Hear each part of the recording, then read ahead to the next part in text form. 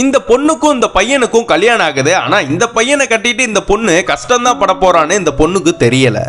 அந்த பொண்ணை நல்லா யூஸ் பண்ணிக்கிட்டு ஒரு குப்பை மாதிரி எரிஞ்சிடறான். அது மட்டும் இல்லாம அந்த பொண்ணு சமைக்கிற சாப்பாடை சாப்பிட்டுட்டு நல்லா இல்லைன்னு அந்த பொண்ணை அடிச்சு கொடுமைப்படுத்தி அவங்க அப்பா வீட்டுக்கு அனுப்பிடுறான். அவங்க அப்பாவும் அந்த பொண்ணை சமாதானம் பண்ணி கூட்டிட்டு வந்து என்னோட பொண்ணை அடிச்சு கொடுமைப்படுத்தாதீங்க மாப்பிள்ளன்னு சொல்லி அவர் கையில உள்ள ஒரு கொஞ்சம் பணத்தையும் கொடுத்து அந்த பொண்ணை இவன்ட்ட விட்டுட்டு போறாரு. அப்பா இந்த பொண்ணு சொல்றா நான் கன்சீவா இருக்கேன். அதுக்கு இவன் சொல்றான் நீனே ஒரு தொல்லை இன்னொரு தொல்லை வேற வரப்போதான்னு இவன் வெளியில கிளம்புறான். அவங்க மாமனார் கொடுத்த பணத்தை வச்சு மாது சூதாட்டோன்னு அந்த பணத்தை நான் அழிச்சிடுறான். கொஞ்ச நாள் கழிச்சு இந்த பொண்ணுக்கு ஒரு பெண் குழந்தை பிறக்குது. அதனா பார்த்த இவன் இது மாதிரி பெண் குழந்தைனா பிறந்தா கள்ளிப்பாலை வச்சு கொன்றணும்னு சொல்றான். அடுத்த நாள் அந்த பெண் குழந்தை தொட்டில தூங்கிட்டு இருக்கும் போது அழுதுட்டு இருக்கு. இவனும் பக்கத்திலே நிக்கிறான்.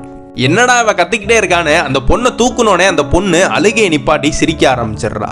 இவனோட அந்த பெண் குழந்தையோட சிரிப்பை பார்த்தோன்னே இவனுக்குள்ள ஒரு மாற்றம் தோண ஆரம்பிக்குது. நைட்டு தூங்குறப்ப கூட குழந்தையோட நினப்பாவே இருக்கு. அந்த குழந்தை சிரிச்ச சிரிப்பு தான் இவனுக்கு முன்னாடி வருது. அவங்க மனைவிக்கு தெரியாம அந்த குழந்தையனா தூக்கி கொஞ்சிறான். அவங்க மனைவியும் தெரிஞ்சு தெரியாத மாதிரி எட்டி நின்று பாக்குறாங்க.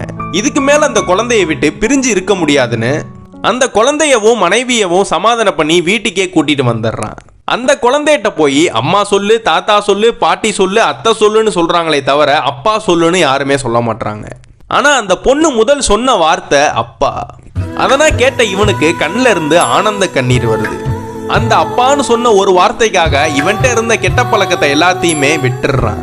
ஒரு நல்ல தகப்பனுக்கு அழகு இதுதான்.